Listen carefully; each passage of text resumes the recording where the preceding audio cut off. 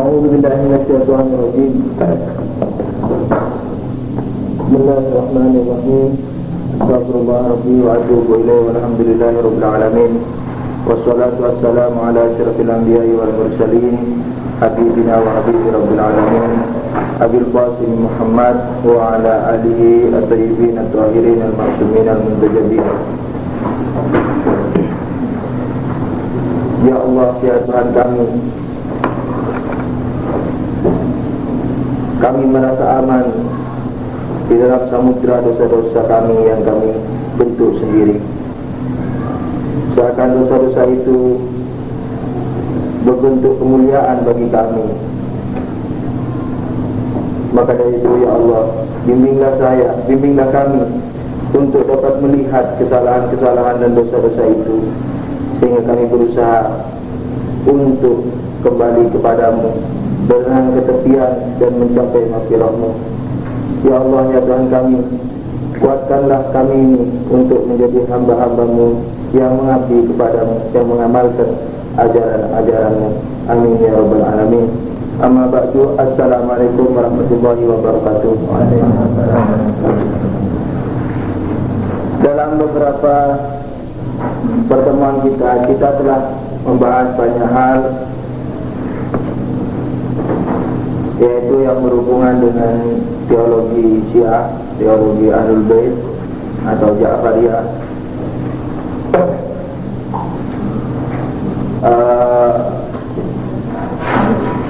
Baik dari permulaannya untuk masuk ke alam teologi, dan beberapa poin dari teologi telah kita membahasnya.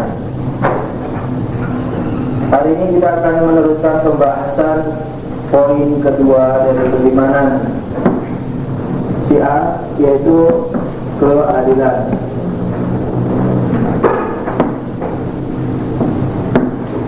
Sebagaimana maklum, 5 poin dasar keimanan di Ahlul Bait adalah tauhid, keadilan, kenabian, keimamahan, dan artinya kepemimpinan, dan hari akhirat. Keadilan telah kita bahas sebagiannya. Sebagaimana maklum, keadilan adalah harus meyakini, kita harus yakin dengan pengertian, yakin ditambah yakin dengan pengertian atas adanya suatu sifat adil bagi Allah Subhanahu wa taala, yakni Allah adil.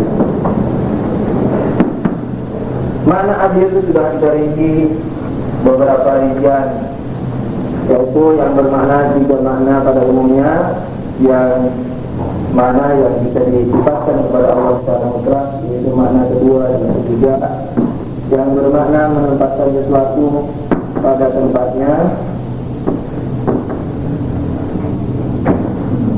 kemudian tidak mengambil hak orang lain. Yang satu yang umum dipahami orang sama rata itu tidak mutlak keadilan. Sama rata tidak adil, artinya dia bisa dikata adil hanya di beberapa tempat yang sangat sempit, dan semuanya sudah diterangkan kemarin. Sekarang kita akan membahas keadilan ini, hubungannya dengan takdir.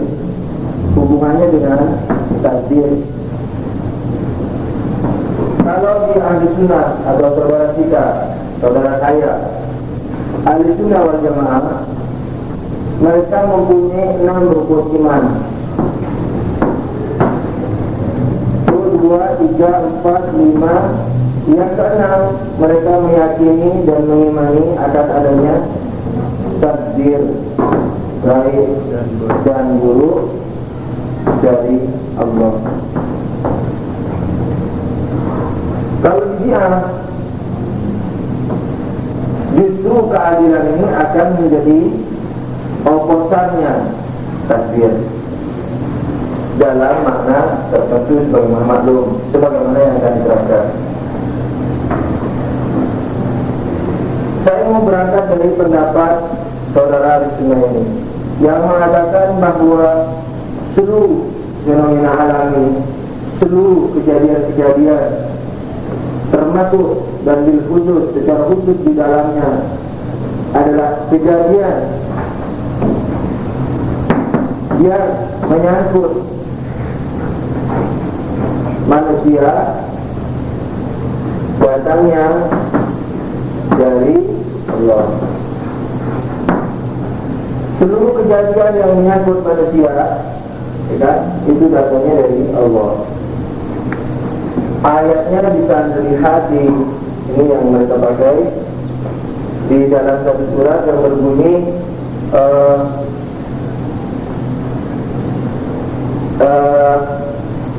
ma asaba min musibatin fil ardi ma asaba min musibatin fil ardi. Tidak punya wujud, maknanya begini. Min musibatin fil ardi wala fi anfusikum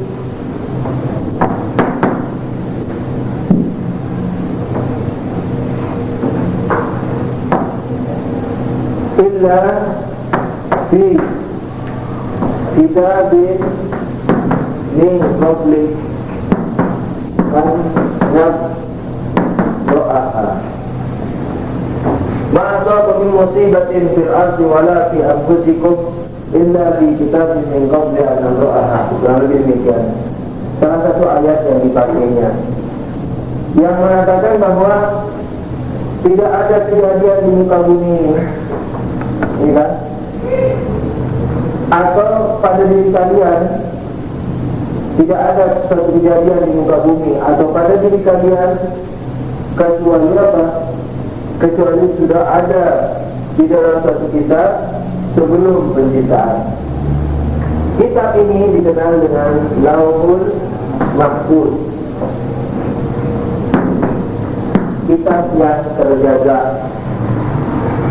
Atau mereka juga memakai sebuah hadis atau beberapa hadis yang kira-kira bunyinya bahwa seorang bayi dalam kandungan dia telah menggenggam nasibnya. Lalu begitu. Jadi sampai dikatakan ketika bayi keluar menggenggam tangannya itu sudah ada garis-garis kehidupannya. Apakah dia fasik atau apakah dia Muslim, itu sudah ada catatannya. Kemudian mereka mengatakan bahwa seluruh kejadian sudah ditulis dalam satu kitab. Penulisnya tentu adalah Allah Subhanahu wa Ta'ala. Kalau demikian, maka tulisan dalam kitab ini, dalam kitab Lauhul Mahfuz ini sesuai dengan kehendak Tuhan, kehendak Allah, sesuai dengan kehendak Allah. Karena tulisan buku sesuai dengan kehendak Allah, karena Allah sebagai penulisnya, dan karena seluruh kejadian di muka bumi dan kejadian yang menimpa kita seluruhnya sesuai dengan tulisan tadi, maka dengan demikian seluruh kejadian yang menimpa kita ini adalah datangnya dari Allah Subhanahu wa Ta'ala. Akhirnya timbullah keimanan tentang segala yang datang dari Tuhan, baik seluruh yang baik atau buruk kejadian yang menimpa kita, seluruhnya dari Tuhan. Karena apa? Karena kelakuan kita tergantung isi kitab, dan isi kitab tergantung kehendak Tuhan. Dengan demikian, kelakuan dan apa yang menimpa kita tergantung pula dengan kehendak Tuhan.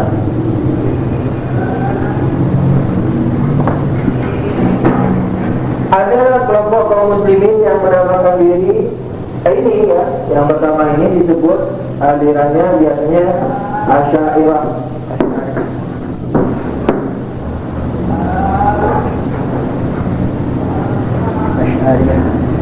atau Asy'ariyah. Ada kelompok lain yang menamakan diri Mu'tazilah, yang dikenal gitu, yang dikenal Mu'tazilah. Ini sebaliknya mengatakan bahwa seluruh kejadian yang menimpa manusia datangnya dari manusia itu sendiri, dan Allah hanya menciptakannya saja. Setelah itu Allah menunggunya di akhirat nanti untuk menghisab perbuatannya. Ini juga pakai ayat. Ayatnya berbunyi, Inna Allaha, orang itu begitu, la yughayir.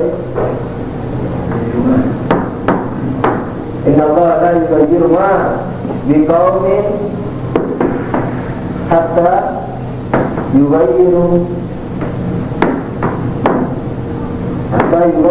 ma bi anfusihim.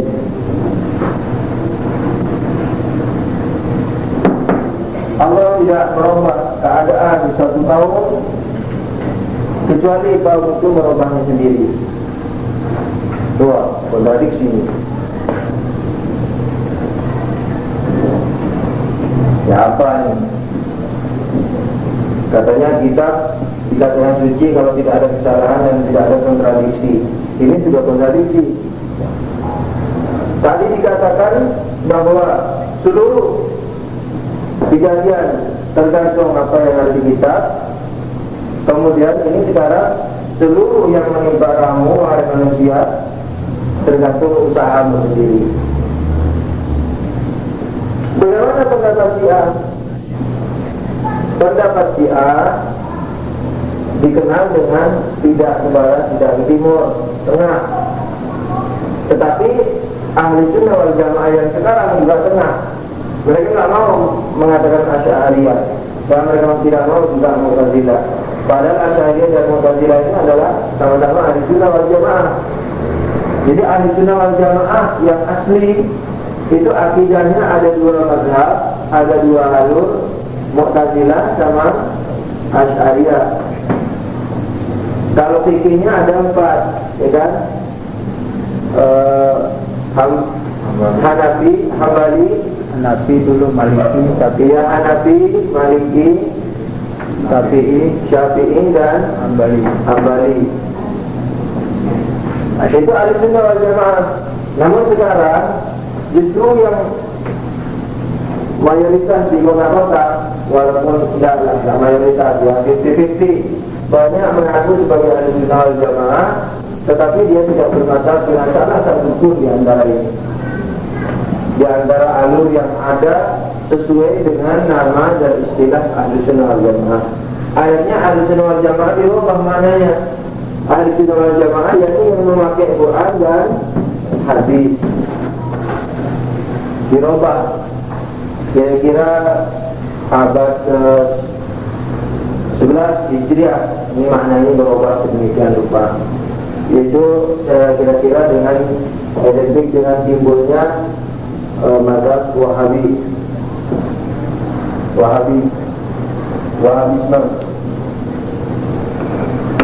Nah, Ahlussunnah yang sekarang ini juga mengatakan tengah-tengah. Cuma tengah-tengahnya Ahlussunnah dengan Syiah tidak sama. Tengah-tengahnya Ahlussunnah yang sekarang mengatakan apa? Memang seluruhnya ditentukan oleh Tuhan katanya. Tetapi memang seluruhnya ditentukan oleh Tuhan, tetapi kita harus berusaha katanya. Kita harus berusaha. Ini jalan tengahnya. Jalan tengah mereka, jalan tengah Ahlussunnah.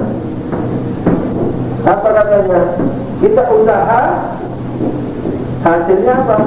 Hasilnya tawakal, terserah keputusan Tuhan. Enggak? Nah itu.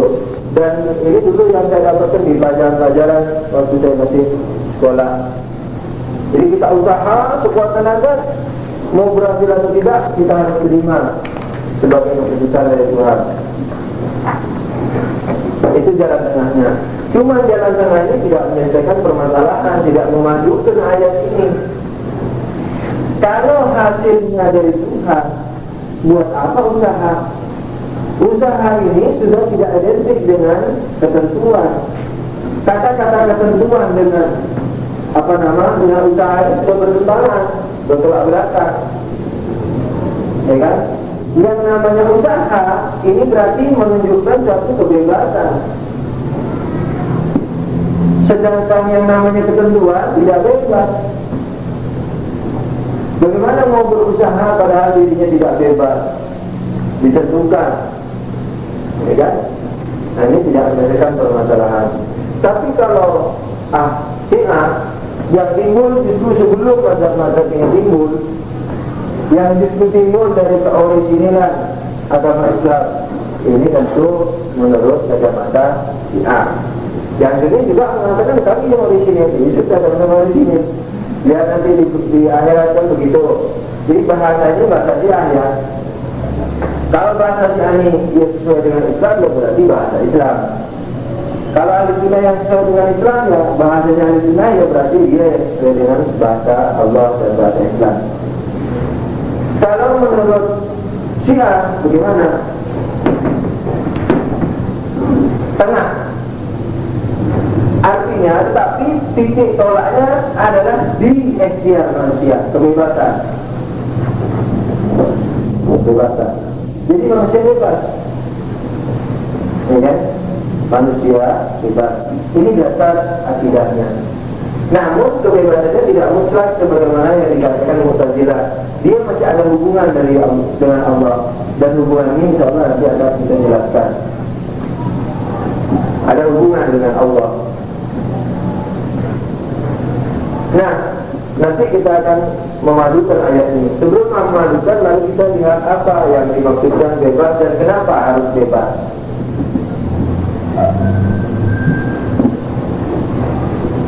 Ada beberapa argumen dan dalil yang akan menguatkan bahwa manusia ini bebas. Berangkat dari topik pembahasan kita, yaitu keadilan, maka keadilan bisa dijadikan ukuran di sini. Misalnya satu, kalau semua datangnya dari Tuhan, nasib datangnya dari Tuhan, jodoh, rezeki, umur, tidak bunuh diri, nggak bunuh diri, mati kafir, mati muslim, semuanya disebutkan Tuhan. Apa berarti? Berarti orang yang kafir dan orang yang muslim harus masuk surga. Ini dari yang pertama. Ini kan tidak mungkin. Kalau begitu, konsep yang menyatakan bahwa nasib ditentukan Tuhan mustahil. Apa maksudnya? Yang kafir dan yang muslim harus masuk surga. Karena begini kan, maju di akhirat. Sini kamu, jangan mau sini. Apa agamamu? Oh, minta Buddha. Tapi sebelum itu doain malaikat dulu. Oh, minta kenapa kamu Buddha? Ya, kok malah tanya aku? Anda akan sama Tuhan untuk wahai malaikat. Katanya kamu mempunyai pengetahuan tinggi. Loh, kok lucu? Kamu katanya lebih tinggi dari aku ilmunya. Kok malah tanya sama aku? Tanya sama Tuhanmu, kenapa aku kaget? Toh seluruhnya kan sudah ditulis di dalam kitab yang nulis Tuhanmu, Tuhanku. Wah, katanya malaikat marah ini malaikatnya. Kalau begitu langsung aja kau masuk neraka. Tuh, ini lagi. Kok mau dimasukin neraka? Aku ini sudah taat sama Tuhan, kok mau dimasukin neraka? Buktinya kamu kafir? Ya, aku kafir ini karena aku taat. Dulu aku mau jadi muslim, tapi mengingat aku ditulis kafir, ya aku kafir lah. Aku tidak berani menentang Tuhan. Kok sekarang malah mau dimasukin ke neraka? Harus coba dong aku. Hah? Kalau tidak kafir. Iya, jadi Kalau seluruhnya ditentukan Tuhan, berarti yang kafir itu juga taat sama Tuhan. Kalau taat sama Tuhan, dia berhak mendapatkan jasa, mendapatkan surga. Ini dalil pertama. Dengan demikian kan mustahil kan? Tidak mungkin kan? Nah, karena tidak mungkin, berat-berat mungkin maksudnya nanti apa ini? Karena tidak mungkin, ya kan? Maka persepsi yang menyatakan seluruh datang dari Tuhan juga tidak mungkin. Dalil kedua, ya kan? Kalau seluruhnya datang dari Tuhan, ya kan? Maka orang kafir, ya kafir sama dengan jelek lah. Berarti kan tidak, orang mungkin juga neraka yang jelek. Orang kafir atau yang jelek, ya kan? Dan orang yang baik, yang muslim atau baik, yang muslim lah, muslim yang baik ya, tidak berhak apa? Ini kebalikannya nih, tidak berhak mendapat surga. Dan neraka. Kalau tadi orang kafir sama muslim harus dimasukin neraka, ini orang kafir dan orang muslim sama-sama tidak berhak mendapatkan surga atau mendapatkan neraka. Kebalikannya. Bagaimana penjabarannya? Kalau Anda mempunyai robot, katakanlah robot, kebetulan lagi hot robot. Tapi enggak hot lagi. Terminator nih yang hot. Anda punya bikin robot Terminator ya. Ketika Terminator itu berbuat baik, hanya menolong orang, atau suatu saat membunuh orang, menolong atau membunuh. Ketika menolong dan membunuh, siapa yang memprogramkan? Yang bikin dong, yang bikin.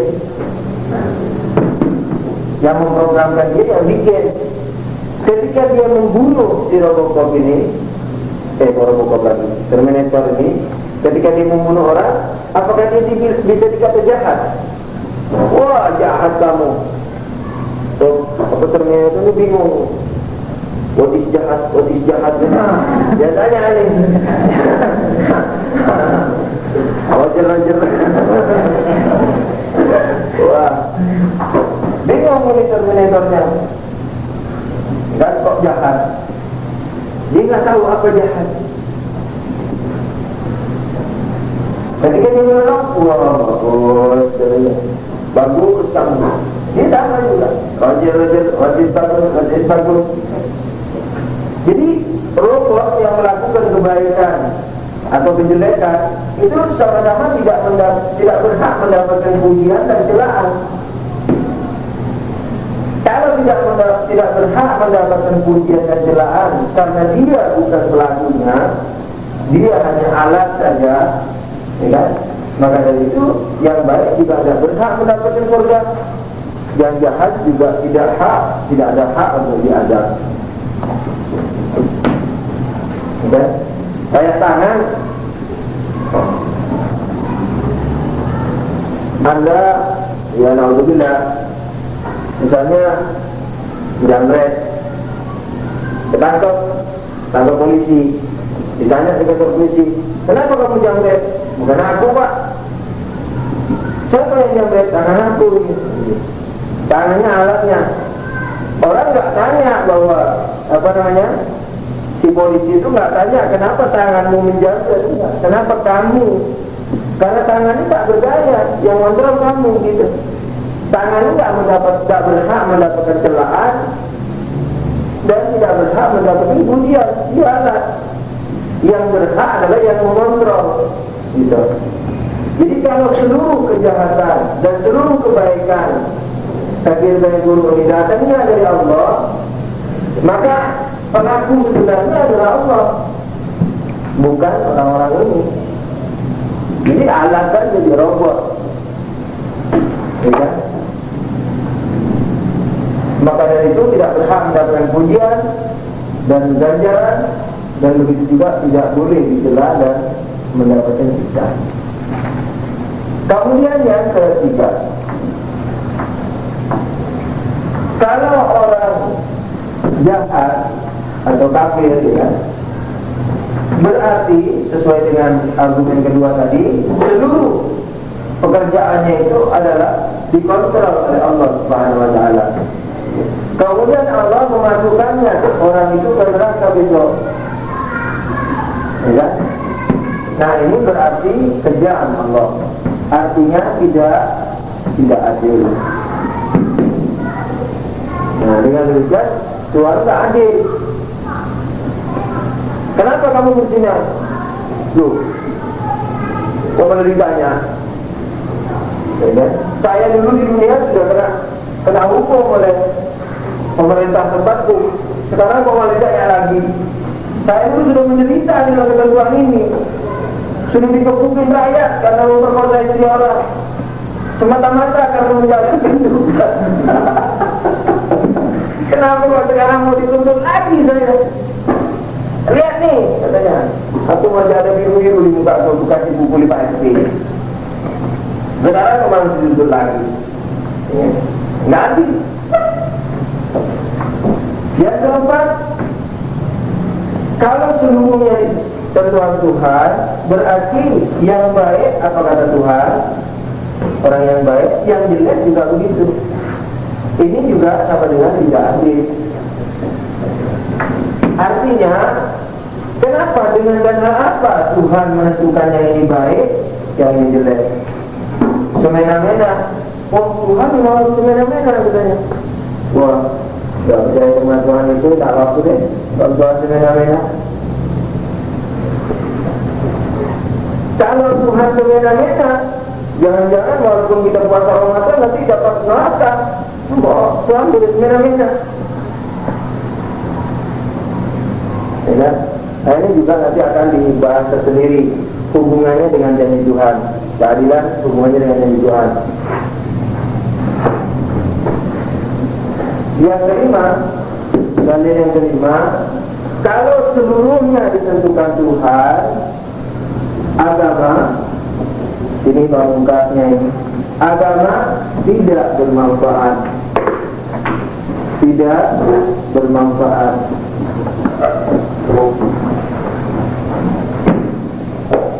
Jadi yang kelima, kalau seluruhnya ditentukan Tuhan nasib manusia ini, maka agama tidak bermanfaat. Nabi mengatakan kalau kamu mau cari istri, cari yang cantik, yang kaya, yang takwa. Tapi yang paling takwa ini yang paling membahagiakan kamu. Ya Nabiullah, jodoh ditentukan Tuhan apa ditentukan kita? Ya Tuhan. Terus buat apa kamu nganjurin aku cari yang solehah? Ya, biar aku dapat hidup juga. Itu juga kalau ditentuin Tuhan, buat apa anjuranmu itu?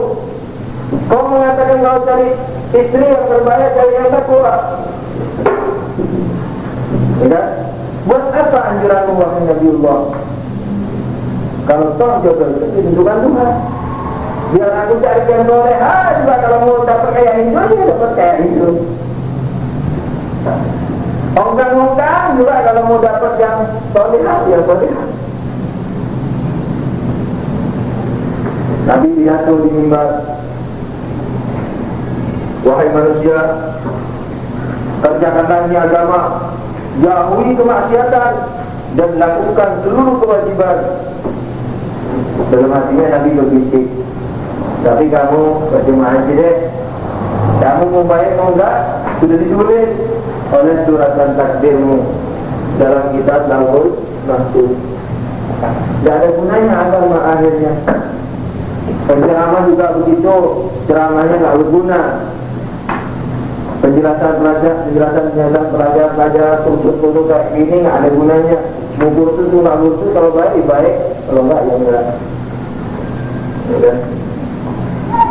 Nah, jadi dengan demikian maka keadilan harus kita yakini. Kalau orang belum yakin adanya keadilan, maka orang tidak akan bersemangat, tidak akan dapat mengamalkan Islam. Ingat, apa arti kata usuluddin yang bahari, dasar agama yang 5?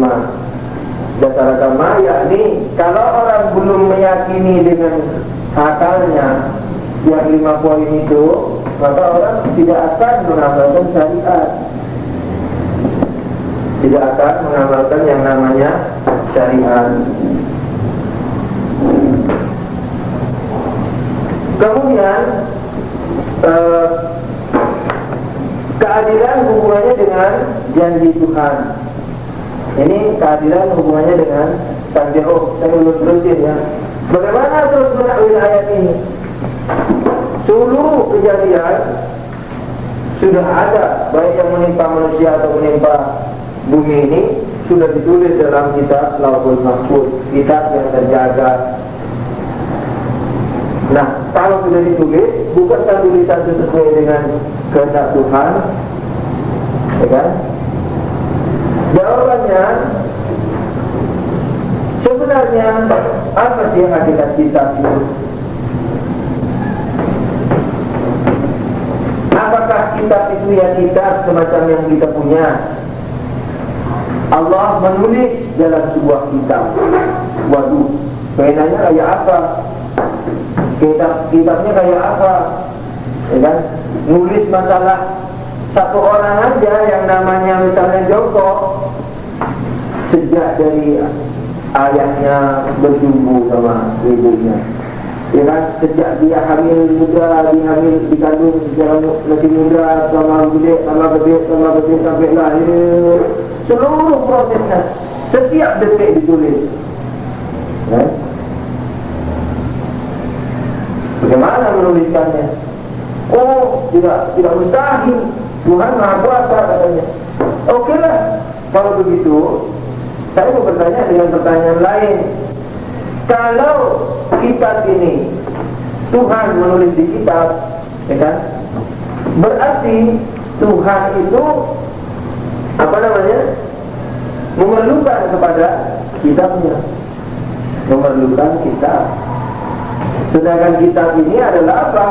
Makhluk Tuhan.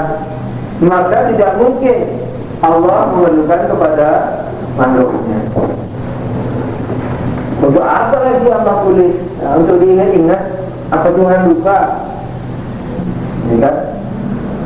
Nah, dengan demikian maka kitab ini tidak bisa kita artikan kitab sebagaimana kita maksudkan. Kenapa Allah berkisah atau berfirman dengan bahasa kitab? Karena supaya manusia itu dapat sedikit mempunyai gambaran, bahwa seluruh perbuatan kita itu sudah diketahui oleh Tuhan. Jadi nanti takwilnya di tulisan ini adalah ilmu Tuhan nantinya.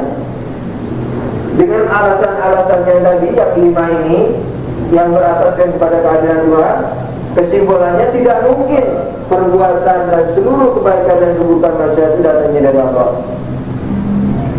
Dengan demikian, maka bagaimana cara menakwilnya? Nanti akhirnya ke ilmu. Bagaimana? Yaitu setelah kita tahu ya bahwa kitab ini tidak mungkin kita artikan kitab sebagaimana yang kita punyai.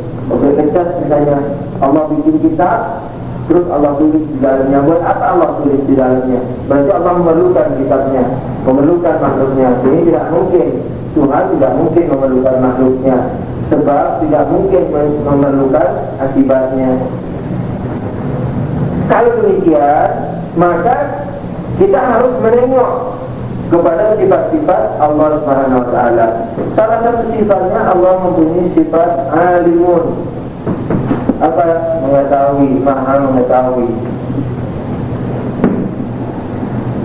Maha mengetahui yang ada sifat yang disifat yang kepada Allah Subhanahu wa taala ini, karena Allah tidak terikat oleh zaman dan ruang, tidak terikat oleh ruang dan waktu, maka ilmu Tuhan ini, karena ilmu Tuhan adalah Tuhan, kan? Ilmu Tuhan adalah Tuhan, ya kan? Allah mengetahui. Nah, itu Allah mengetahui. Allah Maha mengetahui. Allah Maha mengetahui ya Allah. Sebagaimana yang telah kita jelaskan, tidak ada perbedaan antara sifat dan zat. Dia adalah dia, satu dan esa.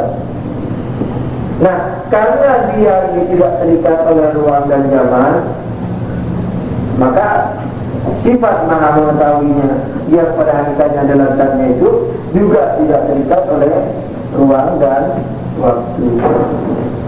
Kalau ilmunya tidak terikat oleh ruang dan waktu, tidak ada arti bagi Allah. Lalu, yang lalu, sekarang dan yang akan datang. Tidak ada artinya. Yang masa lalu, masa sekarang, masa akan datang tidak ada arti bagi Tuhan. Karena Tuhan tidak terikat oleh lalu, sekarang, dan yang akan datang. Begitu juga ilmunya. Kalau demikian halnya, yakni kalau tidak terikat oleh ruang dan waktu, maka kejadian semiliar tahun lagi sebelum diciptakan Nabi Adam, semiliar tahun sebelum diciptakan Nabi Adam, kumpul-kumpul kita di sini ini sudah diketahui Tuhan.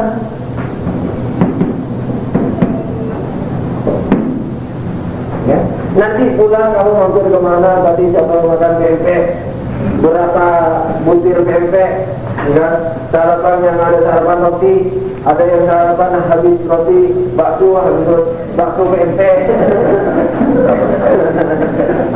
Habis itu es lagi. Jadi kelas akhirnya ngantuk. Enggak lagi. Memang kalau dalam Ahlul Bait dianjurkan makan pagi yang banyak. Makan siang sunnah makan buah saja. Itu seingat saya. Makan malam boleh-boleh ya. Boleh makan boleh enggak. Kalaupun mau makan jangan cepat tidur. Istilahnya ini saya belum meneliti secara jauh ya, hanya selentingan mendengar. Jalan kira-kira 40 langkah baru merebah. Jadi jangan langsung tidur. Bahkan dikatakan jalanlah walaupun selangkah gitu. Jadi ilmu Tuhan tidak terikat oleh ruang dan waktu. Karena kalau begitu, kejadian yang akan datang, yang menurut kita akan datang itu tidak ada artinya bagi Tuhan. Tuhan sudah mengetahui secara detail. Dia mengejek dalam hatinya kepada Nabi. Dia melecehkan di bisik-bisik ketika Nabi di sana. Semuanya tahu. Sebelum Nabi Adam diciptakan semiliar tahun sebelumnya. Ya. Nah, dengan demikian kurang lebihnya mungkin hikmah dari ayat ini begini. Wahai manusia, kamu kalau di belakang Nabi jangan menggigirkan bibir, ya. Berterima aja. Karena sebelum engkau diciptakan, aku sudah tahu secara detail apa yang akan kamu lakukan. Tentu dengan kebebasanmu. Nah, dengan kalau kita takwil ayat ini kepada ilmu Tuhan, maka di sini tidak ada yang namanya ketentuan. Kalau tulisan kita maknai secara kitab, Allah perlu kepada kitab itu tulis. Nah, itu ada kemungkinan bisa mengartikannya sebagai karena tulisannya tergantung Tuhan. Itu maka itu semua ditentukan Tuhan. Walaupun ini juga bisa dibantah dengan mengatakan yang Tuhan tulis, yang Tuhan ketahui, bisa saja begitu. Tapi karena memang Tuhan tidak perlu kita, ya kan? Maka dari itu takwilan ini akan dikatakan ayatnya harus diketahui kepada ilmu Tuhan. Yakni Tuhan mengetahui apa yang kita lakukan secara detail sebelum kita diciptakan. Tapi Tuhan tidak tulis. Apakah orang mau kafir, mau muslim? Tapi mau kafir, mau muslim, Tuhan tahu gitu. Tanpa Tuhan menentukan. Mengetahui tidak menentukan. Nah, kenapa main takwil-takwilan? Katanya tak boleh menakwil. Orang yang cari penyakit itu jangan menakwil-nakwil. Kan ada orang begitu bang. Di ayat Quran dikatakan itu, menurut terjemahan mereka dikatakan Quran itu mempunyai makna, mempunyai ayat-ayat yang jelas dan yang mutasyabihat, yang samar. Orang yang sakit jiwanya akan menakwil-nakwil yang samar ini, ya, untuk membuat fitnah dan sebagainya. Gitu. Itu kalau terjemahan mereka. Padahal kata mereka ini, yang mutasyabihat itu tidak diketahui kecuali oleh Allah. Kecuali oleh Allah. Ini terjemahan yang keliru banget. Kenapa? Karena ayat mutasyabihat itu diturunkan untuk manusia. Kitab Quran ini untuk manusia. Maka itu dikatakan dalam surat pertama ayat Al-Baqarah, atau ayat surat Al-Baqarah ayat ke-3. Bismillahirrahmanirrahim. Alif Lam Mim.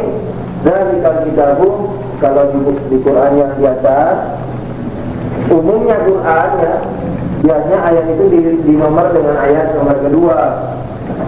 Istilahnya nggak dipoin sebagai satu ayat, tetapi kalau di jihad Bismillahirrahmanirrahim sudah satu ayat. Walaupun di Quran yang ada di kalangan orang-orang dia nggak ngasih nomor juga, nomor 1 gitu, enggak, biasa aja ada nomornya. Tetapi keyakinannya Bismillah ini adalah ayat pertama pada setiap surat. Kalau Bismillah dihitung ayat, Alif Lam Mim juga ayat, maka berarti ayat ketiga ya, yang berbunyi Dzalikal kitabu la raiba fiha. Dzalikal kitabu, itulah kitab yang di dalamnya tidak ada keraguan, hudan lil muttaqin, petunjuk bagi orang yang takwa. Nah, hudan lil muttaqin, petunjuk bagi orang yang takwa. Dengan demikian, maka di sini dikatakan dzalikal kitab, kitab la raiba fiha, tidak ada keraguan di dalamnya. Di sini dalam ayat ini tidak dikatakan misalnya dzalikal kitab, itulah kitab yang sebahagiannya merupakan petunjuk bagi orang muttaqin. Tidak dikatakan begitu, ya kan? Dzalika, itulah kitab yang tidak ada keraguan di dalamnya, petunjuk bagi orang muttaqin. Tuhan tidak mengatakan itulah kitab tidak ada keraguan di dalamnya, sebagiannya petunjuk bagi orang muttaqin. Yani sebagiannya maksudnya yang jelas tadi. Tuhan tidak menyatakan begitu. Baik yang jelas atau mutasyabihat, seluruhnya apa? Petunjuk bagi orang muttaqin. Jadi sebab Quran kan ada yang jelas, ada yang samar, yang rumit.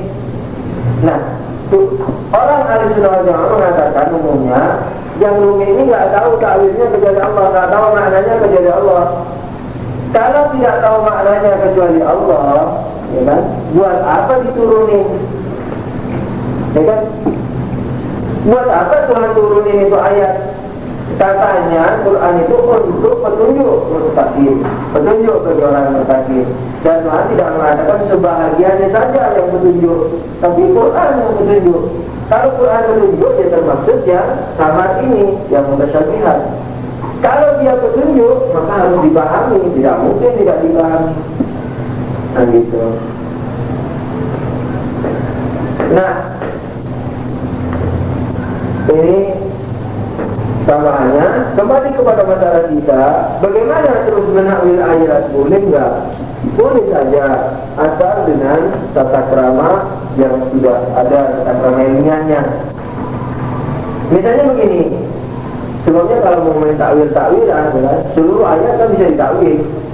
Bismillahirrahmanirrahim itu maksudnya ya, misalnya Bismillah itu maksudnya Bismi Buddha, Bismi Brahma, terus Rahman itu Siwa, Rahim itu Wisnu.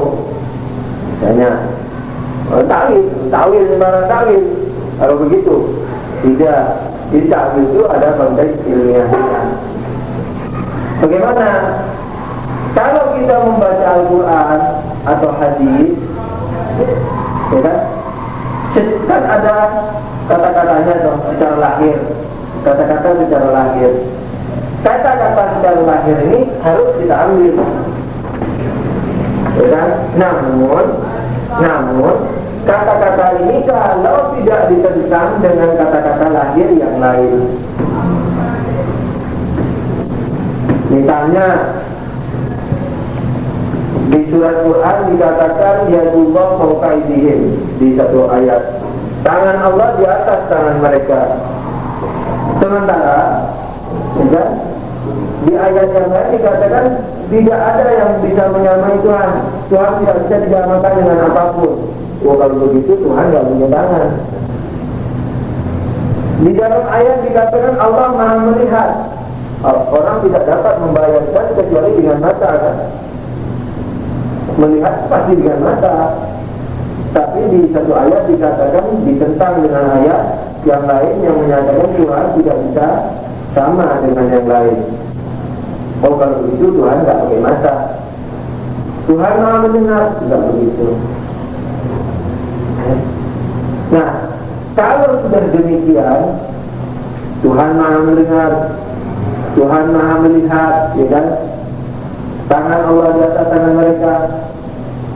Ini lahirnya ditantang oleh lahir yang lain, ditentang, bertentangan dengan ayat yang lain. Maka salah satu atau keduanya harus ditakwil. Boleh ditakwil, dikatakan jangan main lahir. Ya kan? Babi itu haram, tidak ditentang dengan ayat babi halal. Ya ambil lahirnya, ya babi haram. Tapi kalau suatu saat babi halal, tapi ini babi haram, oh berarti babi haram ini mempunyai makna yang lain yang harus kita cari. Nah, makna yang lain yang dicari itu biasanya disebut dengan takwil. Ini kadang-kadang dapat banyak kita dapat di dalam hadis dan sebagainya. Ya. Nah, begitulah. Jadi apa yang terjadi di muka bumi dan pada diri kamu secara detail sudah diketahui oleh Allah Subhanahu wa taala sebelum apa? Sebelum penciptaan Qobdian Nabraha, sebelum semuanya itu diciptakan.